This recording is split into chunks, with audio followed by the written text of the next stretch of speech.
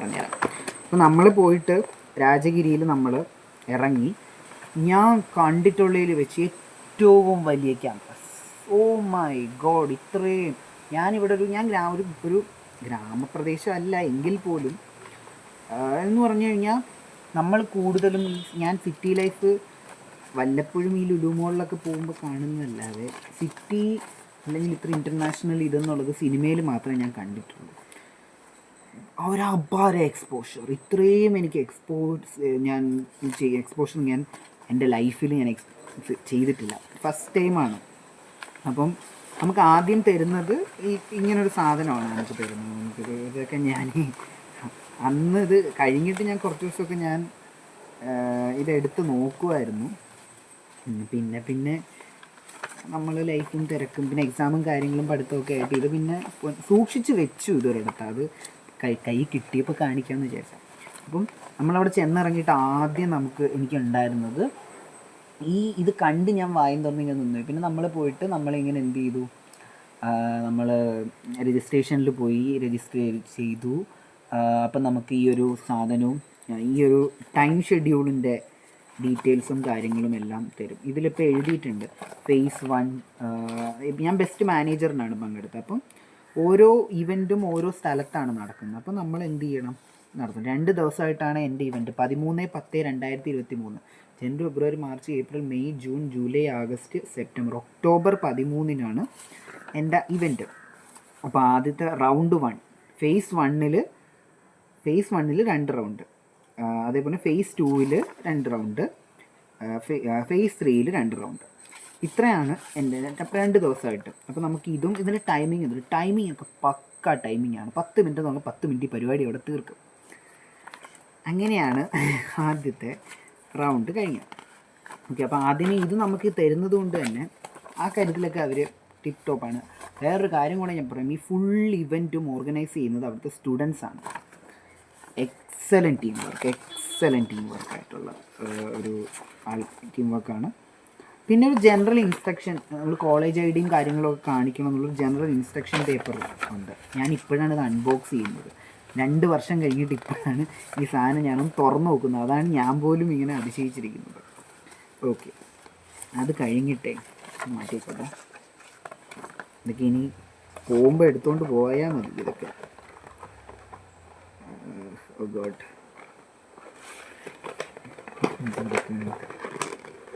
ഇനി ആദ്യത്തെ സാധനം കാണിച്ചാൽ കുറച്ച് അത് കഴിയുമ്പോൾ നമുക്ക് ഇത് തരും. ഇത് കാണാമല്ലോ, BM 11 ബെസ്റ്റ് മാനേജർ 11. ഓക്കെ, എൻ്റെ ജസ്റ്റ് നമ്മളിങ്ങനെ നെഞ്ചത്ത് വെച്ച് ഒട്ടിച്ച്, നെഞ്ചത്ത് അല്ലെങ്കിൽ നമ്മൾ സൈഡിലാണ് വെച്ചിട്ട് വേണം നമ്മൾ എന്ത് ചെയ്യാം, അത് ചെയ്യാൻ വേണ്ടി. അപ്പോഴത് നോക്കി അവർക്ക് മാർക്ക് ഇടാനായിട്ട് പറ്റുള്ളൂ. കാരണം ഒരു മാസമായിട്ടുള്ള ആൾക്ക് എത്ര പിള്ളേരുണ്ടായിരുന്നു, 60 കൂടുതൽ പിള്ളേരുണ്ടായിരുന്നു എന്നാണ് എനിക്കറിയാവുന്നത്. കാരണം ഓരോ റൗണ്ട് കഴിയുമ്പോഴും ഞാനില്ല കിളി പോയ പോലെ ഇരുന്നുകൊണ്ട് ആരൊക്കെ എവിടെയൊക്കെ ഉണ്ടായിരുന്നു എന്നുള്ള കാര്യത്തിൽ എനിക്കൊരു ഉറപ്പില്ല. അതാണ്. ഇതൊക്കെ നമ്മുടെ സ്പോൺസേഴ്സ് ഉണ്ടായിരുന്നു നമുക്ക് കേട്ടോ. ഈ ആർക്കാനോവ കൺസൾട്ടൻറ്റ് പ്രൈവറ്റ് ലിമിറ്റഡ്, ഇവർ ഒരു എബ്രോഡ് സ്റ്റഡീസിൻ്റെ കൺസൾട്ടിങ് കമ്പനിയാണ്, വലിയൊരു കമ്പനിയാണ്. കൊച്ചി, ഇവർക്ക് ആലുവ, കോയമ്പത്തൂർ, പേട്ട, മൂവാറ്റുപുഴ ഇവിടെയൊക്കെയാണ് ഇവർക്ക് ഇതൊക്കെ ഉണ്ട്. അപ്പോൾ ഇവർ വൺ ഓഫ് ദി സ്പോൺസേഴ്സ് ആയിരുന്നു ഇവർ കേട്ടോ. സ്റ്റഡി എബ്രോഡ് ആണ് ഇവർ വൺ ഓഫ് ദി സ്പോൺസേഴ്സ് ആയിരുന്നു ഈ ഒരു ഇവൻറ്റിൻ്റെ. ഒരു മെയിൻ സാധനമുണ്ട്, അതാണ് ഞാൻ ഈ നോക്കുന്നത്. എൻ്റെ വ്ളോഗുകൾ ലാഗടിക്കുന്നു. ഇത് പോകാതിരുന്നാൽ മതിയായിരുന്നു. 5-2-0. എൻ്റെ ഫസ്റ്റ് റൗണ്ട് എന്ന് പറയുന്നത് മോക്ക് പാർലമെൻറ്റ് എന്ന് പറയുന്ന റൗണ്ടായിരുന്നു കേട്ടോ. Mock parliament round. ആ ഒരു ഡീറ്റെയിൽ ആ സാധനം എഴുതിയത് ഇവിടെ ഇല്ലാന്ന് തോന്നുന്നു, എനിക്ക് ഓർത്ത് പറയാനേ പറ്റുള്ളൂ ഇനി. ഓക്കെ, മോക്ക് പാർലമെൻറ്റ് ആയിരുന്നു ആ റൗണ്ടിൻ്റെ പേര്. അപ്പോൾ ഈ മോക്ക് പാർലമെൻറ്റ് റൗണ്ട് എന്ന് പറഞ്ഞു കഴിഞ്ഞാൽ നമ്മൾക്ക് ആദ്യമേ എന്ത് ചെയ്യും, നമുക്ക് ഇത് തരും, ഇതെടുക്കാൻ തരും, പേപ്പർ മടക്കി എടുക്കാനായിട്ട് തരും. അപ്പോൾ ഇത് തന്നിട്ട് നമ്മൾ എന്ത് ചെയ്യുമെന്ന് പറഞ്ഞു കഴിഞ്ഞാൽ ഇതിനകത്ത് ഒന്നും ഉണ്ടാവും, ഒപ്പോസിഷനും സപ്പോർട്ടും, ഒയും എസ്സും ഇതാണ് അതിനകത്തുള്ളത്. അപ്പോൾ എനിക്ക് കിട്ടിയത് കണ്ടോ, ഒപ്പോസിഷൻ. അതായത് തരുന്ന സബ്ജക്റ്റ്, ഞാൻ ഒപ്പോസിഷൻ പാർട്ടിയിൽ ആണ് അംഗം. അതായത് നമുക്കൊരു ഈ വന്ന ആൾക്കാരെ എല്ലാം ഹാഫായിട്ട് ഒപ്പോസിഷൻ പാർട്ടിയും സപ്പോർട്ടിംഗ് പാർട്ടി, റൂളിംഗ് പാർട്ടിയും ഒപ്പോസിഷൻ പാർട്ടി, ഓക്കെ, ഇങ്ങനെ രണ്ടായിട്ട് എന്ത് ചെയ്യും, ഡിവൈഡ് ചെയ്യും. നടുക്ക് നമ്മുടെ മെയിൻ ജഡ്ജ് എന്ന് പറയുന്നത് നമ്മുടെ സ്പീക്കറാണ്. അദ്ദേഹമാണ് എന്ത് ചെയ്യുന്നത്, കൺട്രോൾ ചെയ്യുന്നത്. സോ ഒരു പാർലമെൻറ്റിൽ എങ്ങനെ ഡിബേറ്റ് നടക്കുമോ ആ രീതിയിലാണ് എന്ത് ചെയ്യുന്നത്, ഡിബേറ്റ് നടക്കുന്നത്. അപ്പം എനിക്ക് കിട്ടിയത് ഒപ്പോസിഷൻ ആയിരുന്നു. അപ്പോൾ ഒപ്പോസിഷൻ ആയിക്കഴിഞ്ഞിട്ട് നമ്മുടെ സബ്ജക്റ്റ് എന്താന്ന് പറഞ്ഞു കഴിഞ്ഞാൽ, അപ്പോൾ പറഞ്ഞുതരാം. ഇവിടെ ഇരിക്കല്ലേ, കുറച്ച് പേപ്പറൊക്കെ തരും കേട്ടോ നമുക്ക്. ഇവർ പേപ്പർ തരുന്നത് എന്തിനാണെന്ന് പറഞ്ഞു കഴിഞ്ഞാൽ, നമുക്ക് വേണമെങ്കിൽ പോയിൻറ്റ്സൊക്കെ എഴുതിയിടാൻ വേണ്ടി നമുക്ക് കുറച്ച് പേപ്പർ തരും. അപ്പം നമ്മുടെ സബ്ജക്റ്റ് എന്തോന്ന് പറഞ്ഞു കഴിഞ്ഞാൽ animal testing.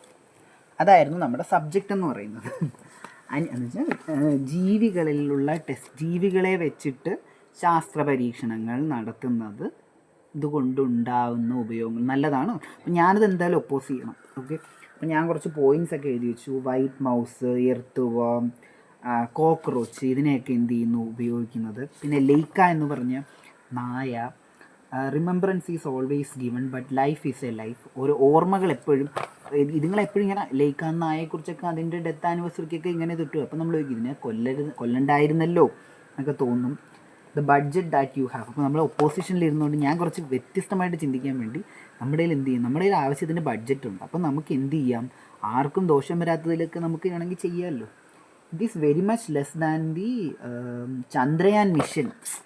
Sustainability factor is also there. ഞാൻ ഇങ്ങനെയൊക്കെയുള്ള സംഭവങ്ങളൊക്കെ ചെയ്തൊക്കെ വെച്ചു. എനിക്കൊന്നും ഞാൻ തന്നെ ആണെന്ന് തോന്നുന്നു ഒപ്പോസിഷനിൽ നിന്ന് ആദ്യത്തെ പോയിന്റ് പറഞ്ഞാണ് ലെയ്ക്ക എന്ന് പറഞ്ഞാൽ. ഞാൻ എന്നിട്ട് sir with your permission may I please talk about Laika sir okay എന്നൊക്കെ പുള്ളി പറഞ്ഞു. ഞാൻ ഭയങ്കരമായിട്ട് എഴുന്നേറ്റ് എന്ന് പറഞ്ഞു വന്നപ്പോൾ അതിൻ്റെ ഇടയിൽ സംസാരിച്ചുകൊണ്ടിരിക്കുമ്പോൾ പുള്ളി ആദ്യം ഓരോരുത്തരെ പിന്നെ പുള്ളി വലിയ രീതിയിൽ നമ്മളെ കൺട്രോൾ ചെയ്യാതെ ആയി. കൂട്ടവഴക്ക്. അതിൻ്റെ ഇടയിൽ ഞാൻ ഇങ്ങനെ എണീച്ചെന്ന് പറഞ്ഞു. ഞാൻ ഇംഗ്ലീഷിലാണ് പറഞ്ഞത്. അതിപ്പോൾ ഇംഗ്ലീഷിൽ പറഞ്ഞ് മലയാളത്തിൽ പറഞ്ഞത്. ഇപ്പോൾ പറഞ്ഞത് എന്താണെന്ന് പറഞ്ഞു കഴിഞ്ഞാൽ, നിങ്ങൾ ഇങ്ങനെ സംസാരിക്കുന്നതുകൊണ്ട് ഞാൻ പറയാൻ വരുന്ന പോലും ഞാൻ മറന്നുപോയി. ഇങ്ങനെ ഞാൻ പറഞ്ഞപ്പോൾ എൻ്റെ ഓപ്പോസിറ്റ് വന്ന എന്നെക്കാളും മൂത്ത വ്യക്തി ചേട്ടനായിരിക്കും എനിക്ക് തോന്നുന്നു. ചേട്ടൻ പറഞ്ഞു then you sit, please don't answer, then you sit എന്ന് പറഞ്ഞ് നമ്മളെ അങ്ങ് ഇരുത്തി. എനിക്ക് കിളി പോയി. പക്ഷേ ഞാൻ അടുത്തതിൽ വീണ്ടും ബാക്ക് ഓഫ് ചെയ്തു. കാരണം എന്തെന്ന് പറഞ്ഞു കഴിഞ്ഞാൽ നമ്മുടെ ഈഗോ അങ്ങ് ഹർട്ടാവുന്ന ഒരു സിറ്റുവേഷൻ.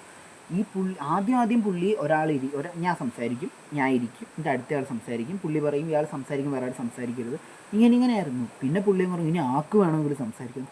അവിടെ കൂട്ടത്തല്ലും വഴക്കും, തല്ലില്ല കേട്ടോ, അങ്ങനെയൊന്നും പറയുന്നില്ല. ഞാൻ എന്നോട് പങ്കെടുത്ത ആരെങ്കിലും ഈ വീഡിയോ കണ്ടുകൊണ്ടിരിക്കുന്നെങ്കിൽ കമൻറ്റ് ബിലോ. അവിടെ ഇത് ഭയങ്കരമായിട്ട് ഉള്ള വഴക്ക് എന്ന് വെച്ചാൽ ഭയങ്കര ഹീറ്റഡ് ആർഗ്യുമെൻറ്റ്സ്. എൻ്റെ ലൈഫിൽ ഇത് ഇംഗ്ലീഷിൽ ഹീറ്റഡ് ആർഗ്യുമെൻറ്റ്സ്. ഞാനൊക്കെ അങ്ങ് എന്ന് വെച്ചാൽ ഒരു പോയിൻ്റ് കഴിയുമ്പോഴത്തേക്കും നമുക്ക് എന്ത് ചെയ്യും, എനിക്കൊന്ന് മനസ്സിലായി, ഞാൻ ഭയങ്കര ഈഗോ ഉള്ള ആളാണെന്ന് എനിക്ക് മനസ്സിലായി. ഒരു പോയിൻ്റ് ഓഫ് ടൈം കഴിയുമ്പോഴത്തേക്കും എനിക്കങ്ങ് ദേഷ്യം വരാൻ തുടങ്ങി. ഇവരൊക്കെ എന്താ നമ്മൾ പറയുന്നത് മനസ്സിലാക്കുന്നത്, കോമ്പറ്റീഷൻ ആണ് എന്നുള്ളത് മറന്നിട്ട്. എന്ന് വെച്ചാൽ അവിടെ ഇരിക്കുന്ന 60-70 പേരുണ്ടെന്ന് എനിക്ക് തോന്നുന്നു. ഒരു മനുഷ്യൻ്റെ പോലും പേര് പോലും നമ്മൾ ചോദിച്ചിട്ടില്ല. ഞാൻ ഏറ്റവും ലാസ്റ്റാണ് വന്നത്, അതുകൊണ്ട് എനിക്കൊരു ഇൻട്രാക്ഷന് പോലും സമയം കിട്ടില്ല. എനിക്ക് എൻ്റെ ഡ്രസ്സൊക്കെ ഒന്ന് ഇൻ ചെയ്യണമായിരുന്നു. കാരണം അവിടെ എനിക്ക് തോന്നുന്നു ഒരു നോർമൽ ഷർട്ടും പാൻറ്റും ഇട്ടിട്ട് ആണ് ഞാൻ പോയത്. പക്ഷേ എന്തോ പ്രശ്നമെന്ന് പറഞ്ഞു കഴിഞ്ഞാൽ ഞാൻ ആ ഹാളിലോട്ട് ചെന്നപ്പോൾ എല്ലാവരും കുറേ പേര് കോട്ടും സൂട്ടും ഒക്കെ ഇട്ട് കുറേ പേരൊക്കെ വന്നിട്ടുണ്ട്. അപ്പോൾ അങ്ങനെ വന്നപ്പോൾ എനിക്കൊരു ഈഗോ അടിച്ചിട്ട് ഞാൻ പെട്ടെന്ന് പോയി. പോരാത്തതിന് എൻ്റെ കയ്യിൽ വലിയൊരു ലഗേജ് ഉണ്ട്, എൻ്റെ കയ്യിൽ എൻ്റെ ഡ്രസ്സുണ്ട്, ലാപ്ടോപ്പ് ഉണ്ട്, ഇതെല്ലാം ഒറ്റ ബാഗിലാക്കി വലിയൊരു ലഗേജും കൊണ്ടാണ് ഞാൻ നടക്കുന്നത്. അതൊക്കെ പിന്നീട് എനിക്കൊരു ഡ്രോബാക്ക് ആണെന്ന് മനസ്സിലായി. കാരണം എനിക്ക് കോമ്പറ്റീഷനെ കുറിച്ച് അധികം കാര്യങ്ങൾ അറിയില്ല. ഞാൻ ആദ്യമായിട്ട് പങ്കെടുക്കുന്ന കോമ്പറ്റീഷനാണ്. പിന്നെ ഞാൻ ഒറ്റയ്ക്കാണ്. എനിക്കധികം എൻ്റെ ഫ്രണ്ട്സ് എല്ലാവരും ഗ്രൂപ്പ് ഇവൻസിനാണ് എൻ്റെ മിക്ക ഫ്രണ്ട്സും വന്നത്. അവരെല്ലാം ഓരോ സ്ഥലത്തായിട്ട് എന്ത് ചെയ്തു, ഓരോ ഗ്രൂപ്പ്. പിന്നെ ആരെയും കാണില്ല നമ്മൾ, ഇവരെ മാത്രം, ഈ രാജഗിരി മീഡിയൻസിനെ മാത്രം നമ്മൾ കാണും. അപ്പോൾ അങ്ങനെയൊക്കെ ഇരിക്കുമ്പോൾ ഹീറ്റഡ് ആർഗ്യുമെൻറ്റ്. ഞാൻ ആകെ ചെന്നിട്ട് ഞാൻ പെട്ടെന്ന് ഇവരെ കണ്ട് ഞാൻ പോയി ഇൻ ചെയ്തിട്ട് വന്നു. ആ സമയത്ത് എൻ്റെ കയ്യിലുള്ളതിൽ ഏറ്റവും നല്ല ഷർട്ടാണ് ഞാൻ ഇട്ടിരുന്നത് കേട്ടോ. അതൊക്കെ നമ്മളെ ഭയങ്കര കളർ ഷർട്ടൊക്കെയായിരുന്നു ഞാൻ ഇട്ടത്. അപ്പോഴത് കഴിഞ്ഞു ഒരു എനിക്ക് പെട്ടെന്ന് സ്റ്റോപ്പ് എന്ന് ഇദ്ദേഹം പറഞ്ഞു, കൺഗ്രാജുലേഷൻ പറഞ്ഞിട്ട് എല്ലാവരും കയ്യൊക്കെ അടിച്ചു. പക്ഷേ പിന്നെയാണ് എനിക്കൊരു കാര്യം മനസ്സിലായത്, ഓ മൈ ഗോഡ്, ഞാൻ എന്തിനാണ് ഇങ്ങനെ എല്ലാവരുടെയും വഴക്കുണ്ടാക്കിയത്? എനിക്കൊരു മനുഷ്യൻ്റെ മുഖത്ത് നോക്കാൻ വയ്യ. പിന്നെ നമുക്ക് ഫുഡിൻ്റെ കൂപ്പൺ തന്നിട്ട് ഞാൻ പുറത്തിറങ്ങിയപ്പോൾ ഞാൻ അപ്പോഴാണ് എൻ്റെ കൂടെ പഠിക്കുന്ന ചില ആൾക്കാരുണ്ട്, എന്നുവെച്ചാൽ നമ്മളോട് ഇവൻറ്റിന് വന്നവരാട്ടോ അവർ. അപ്പം അവർ വേറെ ഇവൻറ്റിന് പോയി. അപ്പം എൻ്റെ കൂടെ പഠിക്കുന്ന ആൾ ഷോബിൻ, ഡാനി. ഷോബിനൊക്കെ ഡ്രസ്സൊക്കെ മാറി ഭയങ്കര എക്സിക്യൂട്ടീവ് ലുക്കിലൊക്കെ വരുന്നു. അപ്പം റംസാന എന്ന് പറഞ്ഞ എനിക്കൊരു ഫ്രണ്ടുണ്ട്. അപ്പം ഞാൻ ഇവരെ കണ്ടപ്പോൾ എടാന്ന് പറഞ്ഞ് എനിക്ക് വഴക്ക് കൂട്ടിയിട്ട്, എന്തിനാടാ നീ കരയുന്നതെന്ന് പറഞ്ഞു. എന്തിനാ റംസാന മോനെന്നൊക്കെ വിളിക്കും നമ്മളെ, എന്തിനാ മോനെ കരയുന്നതെന്ന് പറഞ്ഞ് എടാ വൻ വഴക്കായിരുന്നു അവിടെ, വൻ പ്രശ്നങ്ങൾ, വൻ പ്രഷർ, നല്ല പ്രഷർ ഉള്ളൊരു സിറ്റുവേഷൻ. എല്ലാവർക്കും അങ്ങനെയാണോ എന്ന് എനിക്കറിയില്ല. ഓക്കെ, എന്താ ചിലപ്പം ഒരു കോർപ്പറേറ്റിൽ മാനേജേഴ്സിന് ഇങ്ങനെയൊക്കെ ഉള്ളതുണ്ടാവും. പ്രഷർ ഹാൻഡ്ലിങ് ഒരു ടാസ്ക്കാണ്. അപ്പോൾ അത് കഴിഞ്ഞു. അപ്പം ഇതിൻ്റെ മൂലയ്ക്കൊരു പയ്യൻ, അതായത് അവൻ ഏറ്റവും ബാക്കിലാണ് പോയിരിക്കുന്നത്. അപ്പോൾ അവൻ എൻ്റെ അടുത്ത് പറഞ്ഞു, എന്നെയൊക്കെ കോളേജിൽ നിന്ന് ഇങ്ങനെ ടീച്ചർ പാർട്ടിസിപ്പേറ്റ് ചെയ്യണമെന്നും പറഞ്ഞ് വിട്ടതാ, എനിക്കൊന്നും ഇതുപോലെ സംസാരിക്കാനൊന്നും പറ്റില്ല ചേട്ടാന്ന് ഞാൻ പറഞ്ഞു. ഞാൻ പറയും കുഴപ്പമില്ല, നമുക്ക് ഞാനും ആദ്യമായിട്ടാണ്, നമുക്ക് എനിക്ക് എക്സ്പീരിയൻസ്, ഞാൻ ഈ വീട്ടിലൊക്കെ കളിച്ച പോലെയൊക്കെ പോയി അലക്കുകയാണ്. അങ്ങനെ ഞാൻ ആ റൗണ്ട് ചെയ്തു. എൻ്റെ കൂടെ സംസാരിച്ച് ഈ പയ്യൻ അടുത്ത റൗണ്ടിൽ വന്നില്ല. ഇതിൽ പകുതി പേരെ അടുത്ത റൗണ്ടിലേക്ക് വിട്ടു. അപ്പം അതായിരുന്നു ഫസ്റ്റത്തെ റൗണ്ട് എന്ന് പറയുന്നത്. രണ്ടാമത്തെ റൗണ്ട് എന്ന് പറഞ്ഞു കഴിഞ്ഞാൽ നമ്മളെ കഴിക്കാൻ വിട്ടു. ഞാൻ കഴിച്ചിട്ട് വന്നിട്ട് ഉള്ള രണ്ടാമത്തെ റൗണ്ട് എന്ന് പറഞ്ഞു കഴിഞ്ഞാൽ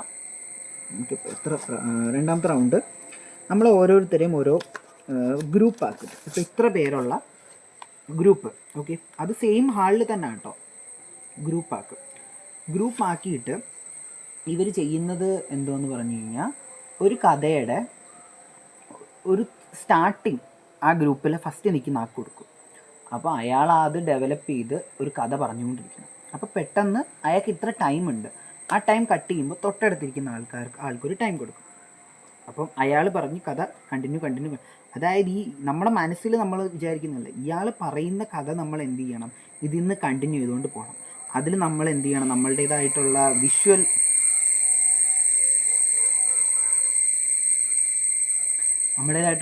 ഇമേജറീസ് നമുക്ക് കൊടുക്കുക. അപ്പം ഞാൻ ഇംഗ്ലീഷ് ലിറ്ററേച്ചർ പഠിച്ചതിൻ്റെ ഒരു ഗുണം എനിക്ക് ഒരുപാട് വേർഡിങ്സ് എനിക്കറിയാം. നല്ല ചില ഇംഗ്ലീഷ് പൊയറ്റിക് വാക്കുകൾ ഞാൻ അവിടെ കൊടുത്തു. അങ്ങനെയുള്ള കഥകളാണ് കേട്ടോ. ചിലർ സിനിമാ കഥകൾ, KGF കഥയൊക്കെ അതിൻ്റെ ഇടയിൽ മിക്സ് ചെയ്ത് ഭയങ്കര ക്രിയേറ്റിവിറ്റി, അതുപോലെ തന്നെ പ്രോബ്ലം സോൾവിങ് എബിലിറ്റി, ഇതൊക്കെയാണ് നമ്മൾക്ക് എന്ത് ചെയ്യുന്നത്, ഇവർ കൂടുതലായിട്ടും ഫോക്കസ് ചെയ്യുന്നത് ഇങ്ങനെയുള്ള കാര്യങ്ങളാണ്. അപ്പോൾ അതിന് വേണ്ടിയിട്ടാണ് ലിറ്ററലി ഈ ഒരു സെഗ്മെൻറ്റ് തന്നെ വെച്ചിരിക്കുന്നത് പോലും. അങ്ങനെ അത് കഴിഞ്ഞു. ഈ ഒരു റൗണ്ട് കഴിഞ്ഞപ്പോൾ നമ്മളെന്ത് ചെയ്യും, നമ്മൾ ഓരോരുത്തരും ഇങ്ങനെ വിളിച്ചുകൊണ്ട് വരാൻ പറയും. അപ്പം നമ്മൾ പോവും അവരുടെ കൂടെ പോയിട്ട് നമ്മളെന്ത് ചെയ്യും, എന്നെ ഒരു റൂമിൽ കൊണ്ടുപോയി. അപ്പോൾ ആ റൂമിലൊരു സാറുണ്ട്, സാറിനോട് സംസാരിക്കണമെന്ന് പറയും. അപ്പോൾ ആ സാറ് നമ്മുടെ കൂടെ എങ്ങനെയുണ്ട്, are you fine, we are doing good എന്നൊക്കെ പറയും. പിന്നെ സാറ് എന്നോടൊരു ക്വസ്റ്റ്യൻ ചോദിച്ചു, why do we want to select you as best manager എന്ന് ചോദിച്ചു. ഞാനിങ്ങനെ പറഞ്ഞു, I came from a very this college, I came so far. അങ്ങനെ ഞാനൊരു തട്ടിക്കൂട്ട് മറുപടി പറഞ്ഞു. സ്പോണ്ടേനിറ്റിയാണ് അവിടെ ചെക്ക് ചെയ്യുന്നത്. അപ്പോൾ അത് കഴിഞ്ഞപ്പോഴത്തേക്കും നമ്മുടെ ലഞ്ച് കഴിക്കാനുള്ള സമയം. ലഞ്ച് കഴിക്കാനായിട്ട് നമുക്ക് കൂപ്പൺ തരും. നമുക്കവർ ഫുഡിൻ്റെ കൂപ്പൺ തരും അവർ. നമുക്കത് വേണ്ട രീതിയിൽ വയസ്സായിട്ട് നമുക്ക് എന്ത് ചെയ്യാം, യൂസ് ചെയ്യാം. ഇഷ്ടമുള്ള ഫുഡ് നമുക്ക് കഴിക്കാം. അങ്ങനെ നമ്മൾ ഫുഡ് കഴിച്ച് കഴിഞ്ഞിട്ട് ഒരു സെലക്ഷൻ വന്നു. ആ സെലക്ഷനിലും ഞാൻ ഇന്നായി. അടുത്ത റൗണ്ടിലും ഞാൻ ഇന്നായി. അടുത്ത റൗണ്ടെന്ന് പറഞ്ഞു കഴിഞ്ഞാൽ ഇറ്റ്സ് നെഗോഷിയേഷൻ എന്ന് പറഞ്ഞു കഴിഞ്ഞാൽ വിലപേശൽ. ഓക്കെ, വിലപേശൽ എന്നൊരു റൗണ്ടാണ് അത്. അപ്പം ആ റൗണ്ടിൽ ലിറ്ററലി ഞാൻ വിചാരിച്ചത് ഞാൻ പെട്ടുപോയി എന്ന് ഞാൻ ഉറപ്പിച്ച ഒരു റൗണ്ടാണ്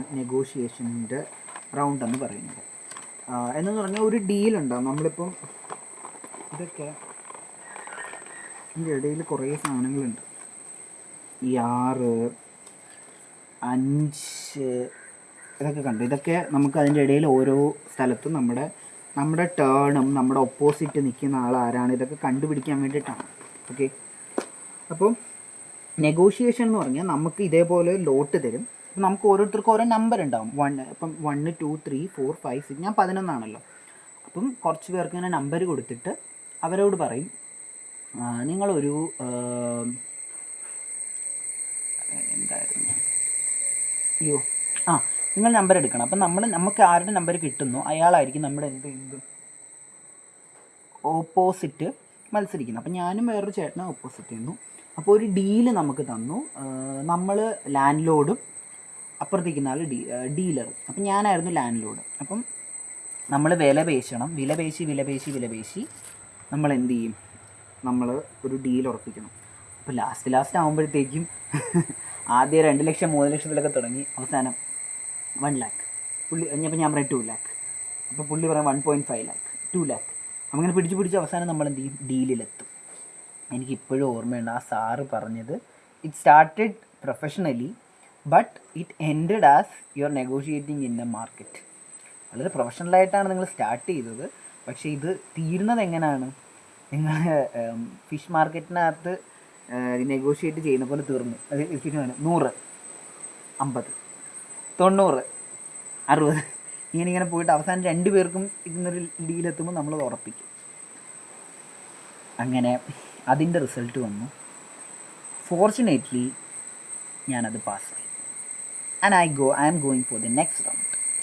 അന്നത്തെ ദിവസം തന്നെ നമുക്ക് റൗണ്ട് 2 phase 1 തുടങ്ങും. അപ്പം ആ phase 1 എന്ന് പറയുന്നതാണ് മൂക്ക് കോർട്ട്. ഓക്കെ, മൂക്ക് കോർട്ട് എന്ന് പറഞ്ഞു കഴിഞ്ഞാൽ LLB പഠിക്കുന്നവർക്ക് മനസ്സിലാവും. ഇതിൽ നമുക്ക് LLB പഠിക്കുന്ന ആൾക്കാരും നമ്മുടെ കൂടെ മത്സരിക്കാനുണ്ടായിരുന്നു. അഡ്വക്കേറ്റ് ലെവിൻ എന്ന് പറഞ്ഞൊരു ചേട്ടനുണ്ടായിരുന്നു. പുള്ളി എൻ്റെ ഫേസ്ബുക്കിലും ഇൻസ്റ്റാഗ്രാമിലും ഒക്കെ എന്നെ ഫോളോ ചെയ്യുന്നൊരു ഫ്രണ്ട് കൂടിയാണ് പുള്ളി ഒക്കെ ഉണ്ടായിരുന്നു. അപ്പം മൂക്ക് കോർട്ട് എന്ന് പറഞ്ഞു കഴിഞ്ഞാൽ ഇതിൽ ഓരോന്നിനും നമുക്ക് വരുന്നത് നമ്മുടെ ജഡ്ജസായിട്ട് നമ്മളെ ഇത് ചെയ്യാനും വരുന്നത് വളരെ ഇതേപോലെയുള്ള കൃത്യമായിട്ടുള്ള പ്രൊഫഷണൽസ് ആയിട്ടുള്ള ആൾക്കാരാണ് എന്ത് ചെയ്യുന്നത്, ഇതിന് ജഡ്ജ്മെൻറ്റിനായിട്ട് നമുക്ക് വരുന്നത്. അപ്പോൾ മൂക്ക് കോർട്ട് എന്ന് പറഞ്ഞു കഴിഞ്ഞാൽ നമ്മൾ 2 വക്കീലന്മാരായിരിക്കും. നമ്മൾ വാദിക്കണം. നമുക്ക് തരുന്ന കേസ് നമ്മൾ എന്ത് ചെയ്യണം, വാദിക്കണം.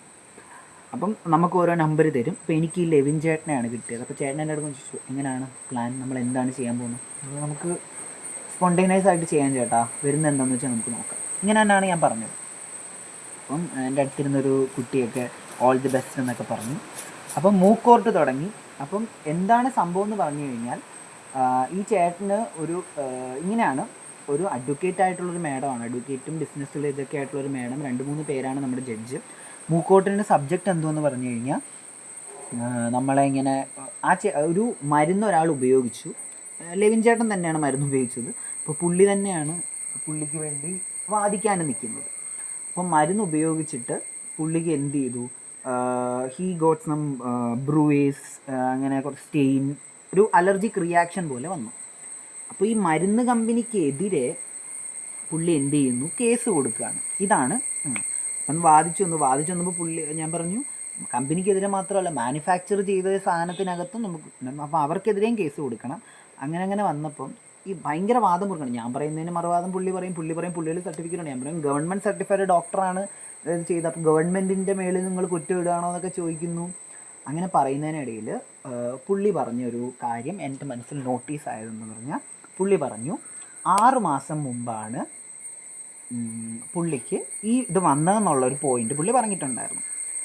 പക്ഷേ പുള്ളി ഒരു ടങ് സ്ലിപ്പ് സംഭവിച്ചതാണ്. പുള്ളി ഒരു കാര്യം പറഞ്ഞു, പക്ഷേ 1 വർഷം മുമ്പ് പിന്നെ മുറുകി വന്ന് പുള്ളി പറഞ്ഞു 1 വർഷം മുമ്പ് കൊടുത്ത പരാതിക്ക് ഇതുവരെ തീർപ്പുണ്ടായിട്ടില്ല എന്ന് പുള്ളി പറഞ്ഞു. അതായത് എന്താണ്, 6 മാസം മുമ്പ് വന്ന മുറിവിന് പുള്ളി 1 വർഷം മുമ്പേ എന്തിനാണ് പരാതി കൊടുക്കുന്നത്? അപ്പം ഞാൻ ഇതെടുത്തിട്ടു, 6 മാസം വന്ന മുറിവിന് 1 വർഷം മുമ്പേ എങ്ങനെയാണ് പരാതി കൊടുക്കുന്നത്? ഇതിൽ നിന്ന് തന്നെ നമുക്ക് മനസ്സിലാക്കിക്കൂടെ ഇത് കള്ളക്കേസ്.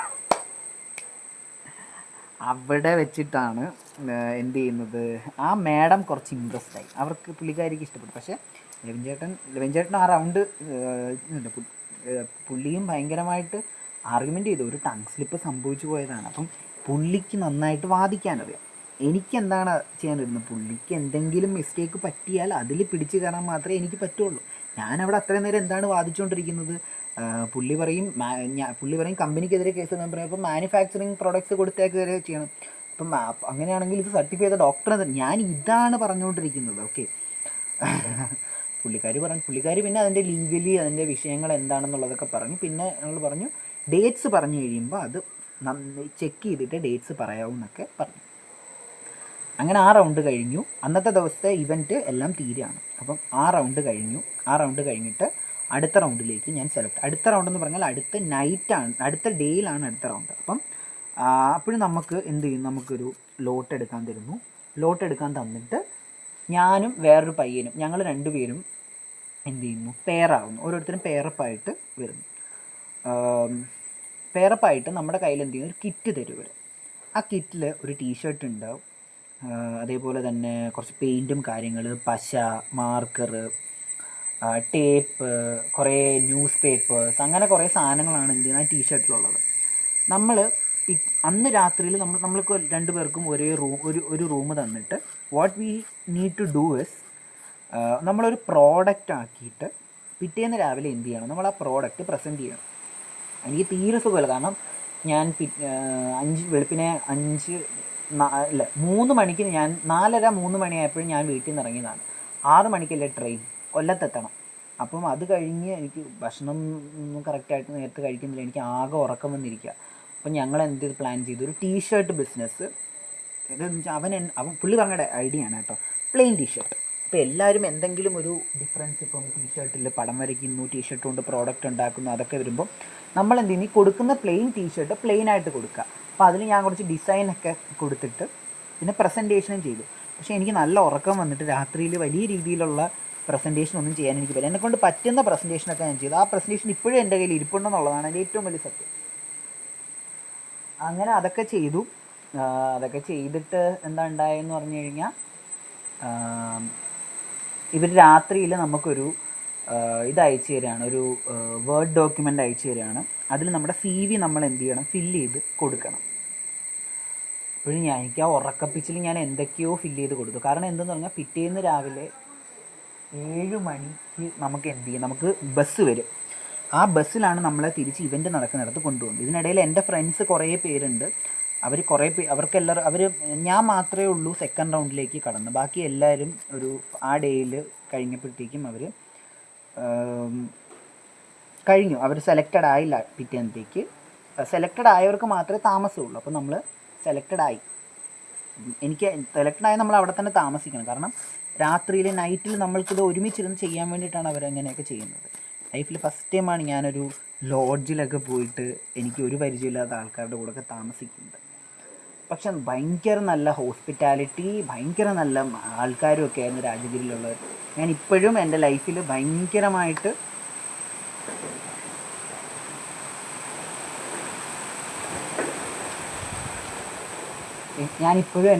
ഭയങ്കരമായിട്ട് ഇഷ്ടപ്പെടുന്ന ഒരു സെറ്റ് ഓഫ് ആൾക്കാരാണ് രാജഗിരിയിൽ ഉള്ളത്. രാജഗിരിയിലെ ഓരോ സ്റ്റുഡൻസും എനിക്ക് ഭയങ്കര സ്പെഷ്യലാണ്. ആ ഒരു ഇവൻ്റ് എന്ന് പറയുന്നത് ഭയങ്കര സ്പെഷ്യലാണ്. എനിക്ക് എന്നും ഏത് കാലത്തും എനിക്ക് വല്ലാത്ത സ്പെഷ്യലാണ് ആ ഇവൻറ്റ്. ഓക്കെ, ഭയങ്കര നല്ല ഹോസ്പിറ്റാലിറ്റി ആയിരുന്നു.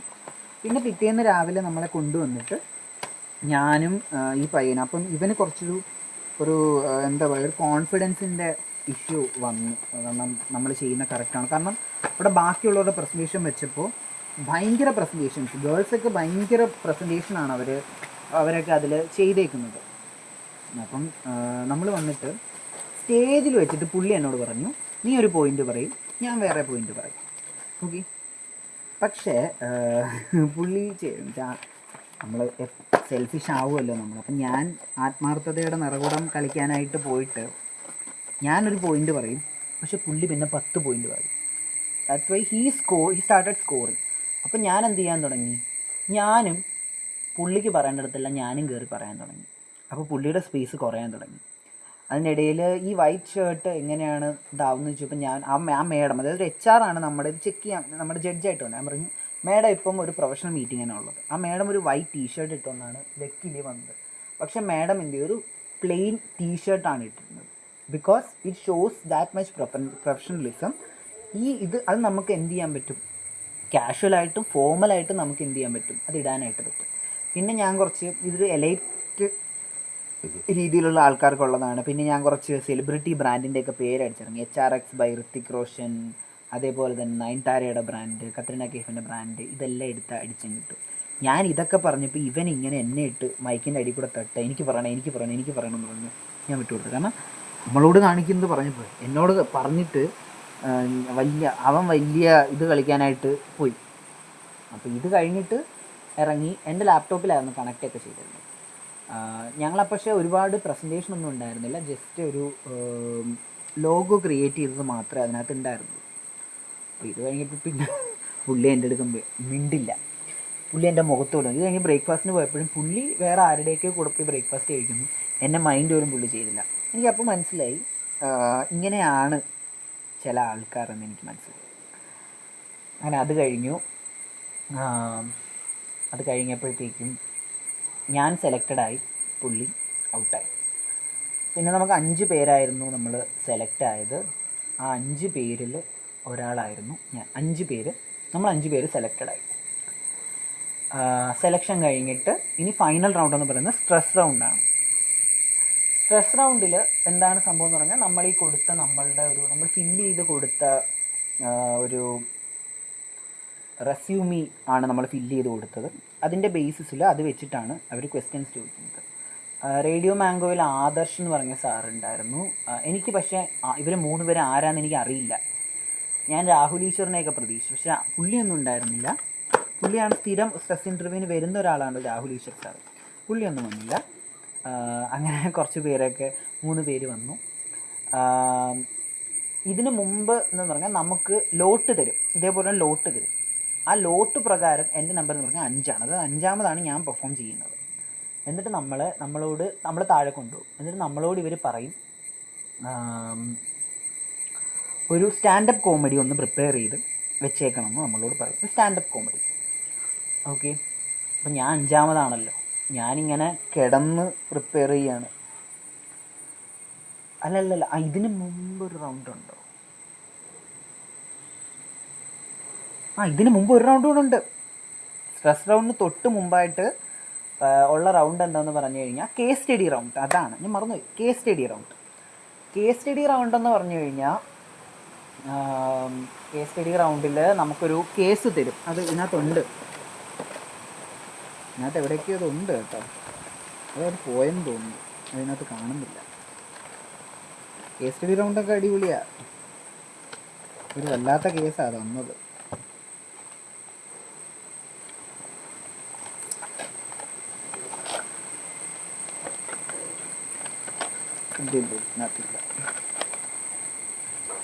കേസ് സ്റ്റഡി റൗണ്ടിലുള്ള കേസ് സ്റ്റഡി ഉണ്ടെന്ന് തോന്നുന്നു.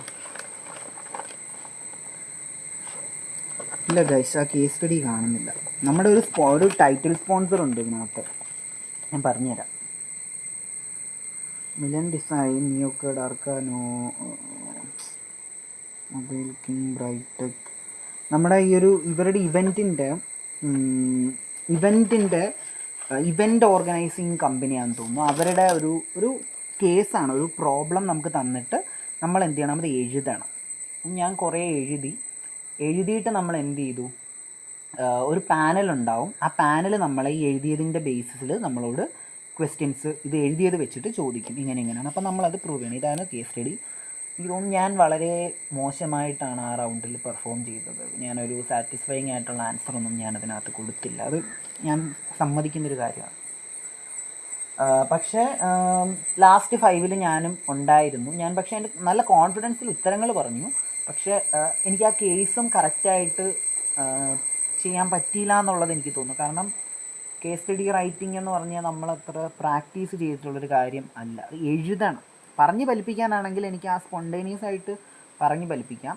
പക്ഷേ നമുക്കത് എഴുതി ഫലിപ്പിക്കാനായിട്ട് എനിക്ക് കുറച്ച് ടഫാണ്. കേസ് സ്റ്റഡിയും കുറച്ച് ടഫാണ്. കാരണം എനിക്ക് അത്ര കുറച്ചുകൂടെ ഒരു പ്രൊഫഷണൽ രീതിയിൽ ഒരു ഡയറക്റ്റ് കോർപ്പറേറ്റിനകത്തുള്ളൊരു പ്രശ്നമായിരുന്നു അത്.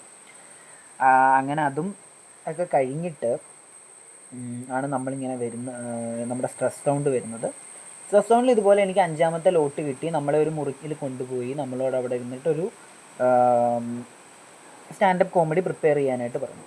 5ാമതല്ലേ, ഞാൻ കിടന്നാലോചിച്ചിട്ട് പൂച്ചയുടെ കോമഡി ആലോചിച്ചിട്ട് ഞാൻ അവിടെ കിടന്നുറങ്ങി.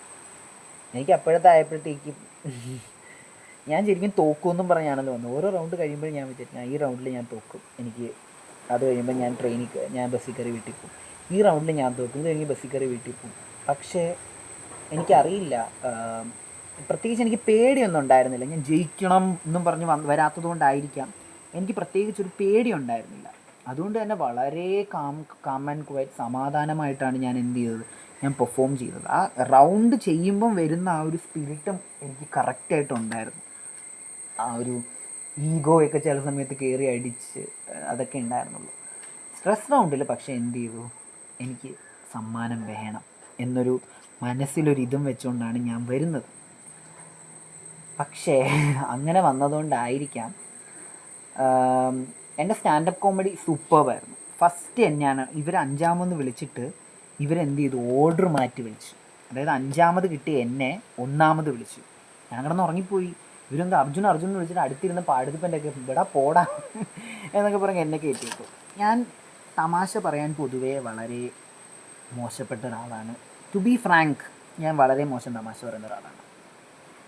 പക്ഷേ എന്തോ എൻ്റെ ഇംഗ്ലീഷിലെ സ്റ്റാൻഡപ്പ് വളരെ ഏറ്റു. ഞാനും എൻ്റെ പൂച്ച ഉണ്ടായിരുന്നു. അപ്പം ഞാനും എൻ്റെ പൂച്ചയും കൂടെയുള്ള ഒരു തമാശയായിരുന്നു ഞങ്ങൾ ചെയ്തത്. വളരെ നല്ലൊരു ഇതൊക്കെയായിരുന്നു. പിന്നെ അദ്ദേഹം എൻ്റെ ഇതൊക്കെ നോക്കിയിട്ട് CV നോക്കിയിട്ട് കുറച്ച് വെച്ചു. ആ CV ഞാൻ ഈ ബോധമില്ലാതെ വെളുപ്പാങ്കാലത്ത് ഇരുന്ന് ഫില്ല് ചെയ്ത കാര്യം തന്നെ ഞാൻ ഒരിടത്ത് ഒന്നുകൂടെ ഫില്ല് ചെയ്ത് വെച്ചു. അപ്പോൾ അതിന് sir I'm sorry sir, I was too tired എന്നൊക്കെ പറഞ്ഞ് പുള്ളി പക്ഷെ പൊതുവേ നമ്മളെ കളിക്കും. So you are a joker right എന്നൊക്കെ പറഞ്ഞ് നമ്മളെ കളിയാക്കും. പക്ഷെ ഞാൻ വളരെ ലൈറ്റ്, എനിക്ക് ഒരു ഈഗോയോ വർക്കായില്ല. ഞാൻ വളരെ പറഞ്ഞു യെസ് ജോക്കർ ഈസ് ഗുഡ് എന്നൊക്കെ പറഞ്ഞിട്ടാണ് ഞാൻ ചെയ്തത്. പക്ഷേ എനിക്ക് ആ സ്റ്റേജിൽ നിന്നിട്ട് വല്ലാതെ വിറയ്ക്കുന്നുണ്ടായിരുന്നു. പക്ഷേ എൻ്റെ കൗണ്ടറിനൊക്കെ ഭയങ്കര കയ്യടിയൊക്കെ അവിടെ ഇരിക്കുന്നവരും പക്ഷേ എന്നെ അറിയുന്ന ആരും ആ കൂട്ടത്തിലില്ല. പക്ഷെ ഭയങ്കര കയ്യടിയായിരുന്നു അവരൊക്കെ, കുറേ പേർക്ക്. അവരെയൊക്കെ ഈ വീഡിയോ കാണുന്നുണ്ടെങ്കിൽ വളരെ നന്ദി ഈ സമയത്ത് എനിക്ക് തോന്നും നിങ്ങളോടൊക്കെ.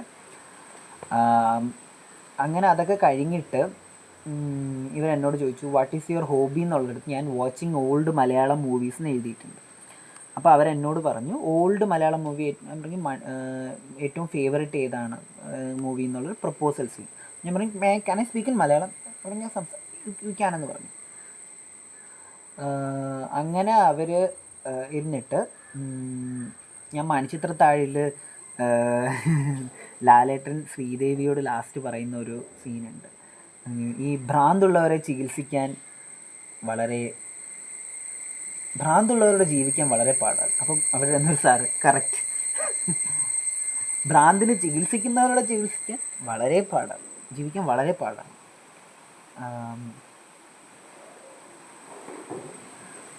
ആ ബുദ്ധിമുട്ട് ശ്രീദേവിക്ക് സഹിക്കാൻ പറ്റുമെങ്കിൽ ഞാൻ എൻ്റെ അമ്മച്ചി ഇങ്ങോട്ട് പറഞ്ഞു വിടട്ടെ എന്നാണ് ഞാൻ ചോദിച്ചത്. അതിനവിടെ ഭയങ്കര കയ്യടിയൊക്കെ ആയിരുന്നു. ലാലേട്ടൻ ഫാൻസ് എന്നൊക്കെ പറഞ്ഞ് ഭയങ്കര കയ്യടിയൊക്കെ ആയിരുന്നു. അതൊക്കെ അന്തക്കാലം. അങ്ങനെ അതൊക്കെ കഴിഞ്ഞിട്ട് പിന്നെ ഞാൻ കോളേജിൽ RJ ആയിട്ട് വർക്കുന്നത്. അപ്പം RJ ആദർശ് എന്ന് പറഞ്ഞൊരു സാറുണ്ടായിരുന്നു. അപ്പം പുള്ളി അറിയില്ല. ഞാൻ പറഞ്ഞു I'm sorry sir, I don't know you, it's my fault and I don't know you. ഇങ്ങനെ തന്നെ ഞാൻ പറഞ്ഞു സാറിനോട്. കേരളത്തിലെ ഫസ്റ്റ് റേഡിയോ എന്ന് പറഞ്ഞു, റേഡിയോ മാംഗോ എനിക്കറിയില്ല സത്യമായിട്ടും. ഞാൻ എന്നുവെച്ചാൽ എന്നോട് സോൾവിൻ സാറ് ലാസ്റ്റ് റൗണ്ടായപ്പോൾ സാറ് വിളിച്ചു പറഞ്ഞു മോനെ നീ ഇനി ചെയ്യേണ്ട ഒരേ ഒരു കാര്യമുള്ളൂ, നിനക്ക് ബേസിക്കായിട്ട് നിനക്ക് സ്ട്രെസ്സ് മാനേജ് ചെയ്യാൻ പറ്റൂല്ലേ എന്ന് മാത്രമേ അവർ നോക്കൂ. നീ എന്ത് ചെയ്യണം, അറിയത്തില്ലെങ്കിൽ അറിയത്തില്ല, അറിയാവുന്നത് നല്ല കോൺഫിഡൻറ്റ് പറയാം. ഇതാണ് സോൾവിൻ സാർ എൻ്റെ അടുത്ത് വിളിച്ച് പറഞ്ഞത്. കാരണം സാറും വിചാരിച്ചില്ല, ആരും വിചാരിച്ചില്ല ചെക്കൻ ഫൈനൽ റൗണ്ട് വരെ എത്തുമെന്ന് ആരും വിചാരിച്ചില്ല. അതും എനിക്ക് തോന്നുന്നു നമ്മുടെ കോളേജിൽ നിന്ന് ഇത്രയും വലിയൊരു കോളേജിൽ പോയിട്ട് ഫൈനൽസ് വരെ എത്തുക, അതും അതിൽ ഫസ്റ്റ് വന്നത് സംഗീതം എന്ന് പറഞ്ഞ ഒരു പയ്യനാണ്. അപ്പോൾ അവൻ ബാംഗ്ലൂർ ക്രൈസ്റ്റ് കോളേജിലാണ് പഠിച്ചത്. സംഗീതിനെ പിന്നെ ഞാൻ ലിങ്ക്ഡിനിലൊക്കെ ഫോളോ ഒക്കെ ചെയ്തിട്ടുണ്ട്. സംഗീത് 7 ബെസ്റ്റ് മാനേജറിലൊക്കെ പോയിട്ട് ഫസ്റ്റ് പ്രൈസ് മേടിച്ചിട്ടുള്ള ആളൊക്കെയാണ്. അപ്പം പുള്ളിയുടെയൊക്കെ പോയിട്ട് എനിക്ക് ഇത്രയും കിട്ടുക എന്ന് പറഞ്ഞു കഴിഞ്ഞാൽ തന്നെ എൻ്റെ ഒരു എന്താ പറയുക, എനിക്ക് ഇത്രയൊക്കെ ഉള്ളിലുണ്ട് എന്ന് എനിക്ക് മനസ്സിലായ ഒരു മൊമെൻ്റ് ആയിരുന്നു അതൊക്കെ. പിന്നെ അത് കഴിഞ്ഞിട്ട് സ്ട്രെസ് റൗണ്ടൊക്കെ കഴിഞ്ഞു. എനിക്ക് കുറച്ചൊരു പ്രതീക്ഷ ഉണ്ടായിരുന്നു. സംഗീതിൻ്റെ സ്ട്രെസ് റൗണ്ടായിരുന്നു കുറച്ചുകൂടി അവർ സംഗീതിനെ ഒന്ന് എന്ത് ചെയ്തു, എന്നെ ആക്രമിച്ച പോലെ, അല്ല എന്നെ കുറച്ച് വെറുതെ വിട്ടതുപോലെ സംഗീത് പക്ഷേ വളരെ കൂളായിട്ട് അതിനെ നേരിടുകയൊക്കെ ചെയ്തു. ബാക്കിയുള്ള എല്ലാവരും അങ്ങനെ തന്നെയായിരുന്നു. പക്ഷേ സ്റ്റാൻഡപ്പ് കോമഡി എൻ്റേതായിരുന്നു കുറച്ചുകൂടെ ബെറ്റർ എന്ന് എനിക്ക് തോന്നി. ഞാൻ കുറച്ചുകൂടെ എൻ്റെ കയ്യിൽ കുറച്ചുകൂടെ ചിരി ഉണ്ടായിരുന്നു എന്നുള്ളതിൻ്റെ. മലയാളം സ്റ്റാൻഡപ്പ് കോമഡി എടുത്ത് ഇംഗ്ലീഷിലേക്ക് തർജ്ജമ ചെയ്തതാണെന്നുള്ളത് ഓർക്കണം. അങ്ങനെ അതൊക്കെ കഴിഞ്ഞ് ലാസ്റ്റ് വന്നപ്പോഴത്തേക്കും ഞാനല്ല വിന്നർ. പിന്നെ ഒരു മൊമെൻ്റ് ഉണ്ടായിരുന്നു. ഈ 5 പേരെയും കൂടെ സ്റ്റേജിൽ നിർത്തിയിട്ട് ഒരു കസേര നിർത്തി, എന്നിട്ട് ആരെങ്കിലും ഒരാൾ അതിൽ കയറി ഇരിക്കണമെന്ന് പറഞ്ഞു. അയാളാണ് ബെസ്റ്റ് മാനേജർ. ഞാൻ കയറി ആ കസേരയിൽ ഇരുന്ന് കഴിഞ്ഞപ്പോഴത്തേക്കും ബാക്കിയുള്ളവരെല്ലാം എഴുന്നേക്ക്. അപ്പം ഞാൻ പറഞ്ഞു, സോളിഡ് റീസൺ പറഞ്ഞാൽ ഞാൻ എഴുന്നേൽക്കാം എന്ന് ഞാൻ പറഞ്ഞു. അപ്പോൾ എന്നോട് പറഞ്ഞു എൻ്റെ ഡ്രസ്സിങ് ശരിയല്ല, ഞാൻ പ്രൊഫഷണൽ ഡ്രസ്സിങ് അല്ല. അപ്പോൾ ലെവിൻ ചേട്ടനൊക്കെ, പുള്ളിയും എന്നെപ്പോലെ തന്നെ ഒരു ഷർട്ട് പാൻറ്റ് ഇൻ ചെയ്ത് അങ്ങനെയാണ് വന്നിരിക്കുന്നത്. പുള്ളിയൊക്കെ പറഞ്ഞു അതെങ്ങനെയാണ് പറ്റുക. അപ്പം അതൊന്നും പറ്റില്ല. അപ്പോൾ എല്ലാവരും അതിനെ ഡിഫെൻഡ് ചെയ്തു. ഞാനും എഴുന്നേറ്റില്ല. അപ്പോൾ ഇവരെല്ലാം എന്ത് ചെയ്തു, ഈ കസേരയുടെ 4 വശത്തും കയറി ഇവരും ഇരുന്നു. അങ്ങനെ 5 പേര് കസേരയിലൊക്കെ ഇരുന്നു. പിന്നെ നമ്മുടെ കൂടെ ഡാൻസ് കളിക്കാനൊക്കെ പറഞ്ഞു, പാട്ടിട്ട് തരാം, നിങ്ങൾ ഡാൻസ് കളിക്കണമെന്ന് പറഞ്ഞ്. അങ്ങനെ ഞങ്ങളൊക്കെ അങ്ങനെ ഡാൻസൊക്കെ കളിച്ചു. അത് കഴിഞ്ഞിട്ട് എല്ലാവരും കൂടെ നിന്നിട്ട് എല്ലാവർക്കും സർട്ടിഫിക്കറ്റൊക്കെ തന്ന് ഫോട്ടോയൊക്കെ എടുത്തു. പിന്നെ നമ്മൾ ഒരു കോർഡിനേറ്റർ തന്നെയാണ് പറയുന്നത്, ഇങ്ങനെ ഇന്ന ആളാണ് ജയിച്ചത്, താനല്ല, ബാക്കി എല്ലാവരും റണ്ണറപ്പാണ് എന്ന് പറഞ്ഞു. സങ്കടം ഉണ്ടായെന്ന് ചോദിച്ചാൽ ലാസ്റ്റ് ആയപ്പോൾ എനിക്ക് സങ്കടം ഉണ്ടായി. ആദ്യത്തെ റൗണ്ടിൽ ഔട്ടായിരുന്നെങ്കിൽ നമുക്ക് ആ ഒരു സങ്കടം വരില്ല. ഓക്കെ, വന്നു, പാർട്ടിസിപ്പേറ്റ് ചെയ്ത് പോയി. പക്ഷേ ഇത്രയും നമ്മൾ വന്നിട്ട് നമ്മൾ ഔട്ടായപ്പോൾ അതെൻ്റെ ജീവിതത്തിൽ ആദ്യമായിട്ട് ഇത്രയും വന്നു. പക്ഷേ നമുക്ക് ഭയങ്കര സന്തോഷമുണ്ടായി. കോളേജിലും ഭയങ്കര ഹാപ്പി ആയിരുന്നു. ടീച്ചേഴ്സ് എല്ലാം എൻ്റെ ഫ്രണ്ട്സൊക്കെ വിളിച്ചു പറഞ്ഞു, നീ കരയരുത്, വിഷമിക്കരുത്, ഇത്രയൊക്കെ വന്നില്ലേ എന്നൊക്കെ പറഞ്ഞ്. എൻ്റെ ഫ്രണ്ട്സ് ഏഞ്ചൽ, റംസാന, ശോഭിൻ എല്ലാവരും ഭയങ്കര സപ്പോർട്ടായിരുന്നു. സർട്ടിഫിക്കറ്റ് കിട്ടി.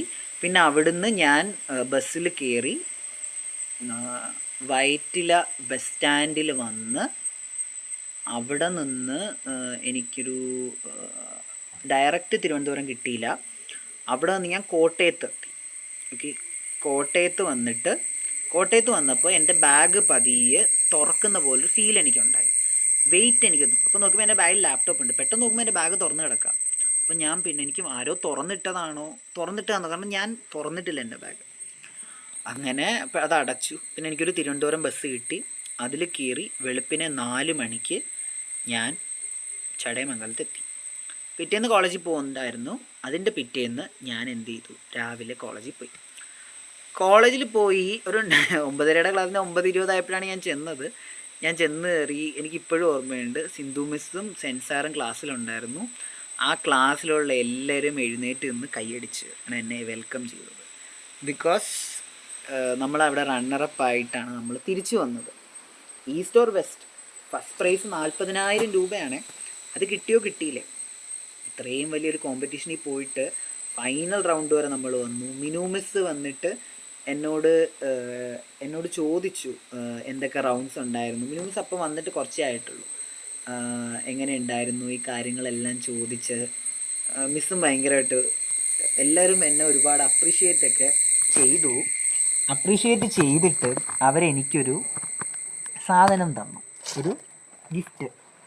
പോയ എല്ലാവർക്കും ഗിഫ്റ്റ് കൊടുത്തു കേട്ടോ. പക്ഷേ എനിക്ക് അവർ തന്ന ഒരു ഗിഫ്റ്റ് അത് ഞാൻ ഇന്നും സൂക്ഷിച്ചു വെച്ചിട്ടുണ്ട്. ഗാലക്സിയുടെ സ്മൂത്ത് മിൽക്ക് ചോക്ലേറ്റ്. ഇതും ഇതിനകത്തൊരു സാധനമുണ്ട്, ഇത് വരുമോ?